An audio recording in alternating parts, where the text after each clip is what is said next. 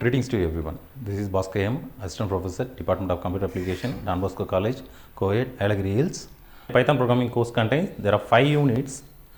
The first unit is going to learn about the basics of Python programming. The second unit is to be control statements. What are the different types of control statements? If else, elif, those kinds of statements. And the third unit we are going to cover with the functions. What is function? How will you call the function? And the syntax. Those things we will learn in the third unit. In the fourth unit, we are going to learn about list. What is list? What are the operations we can perform in the list? Okay, dictionary and other things we will learn in the fourth unit. The fifth unit is going to learn about the Python file handling. So, okay, what are the files, different types of files, how to create file, how to read a file, how to write a file. Those things we will learn in the fifth unit. The following course objective. Each unit is having a one course objective. There are different course objectives are there. The first one. The first course objective is to make the students understand the basic concepts of Python programming.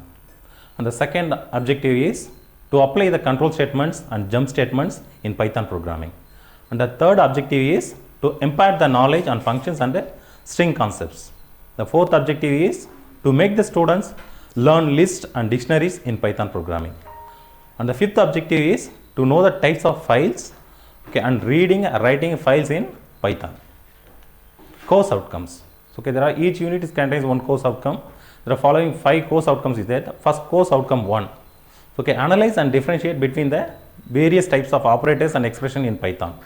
And the second course outcome is apply the conditional branching statements. Okay, like if else, nested if, elif, else, effectively using in a Python programming.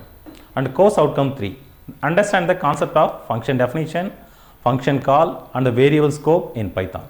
The fourth course outcome is analyze and differentiate between the list and tuples and dictionaries in Python, and also learn about features and the usage scenarios. The fifth course outcome is apply the knowledge of file types, file handling operations in Python, including opening, closing, reading and writing files.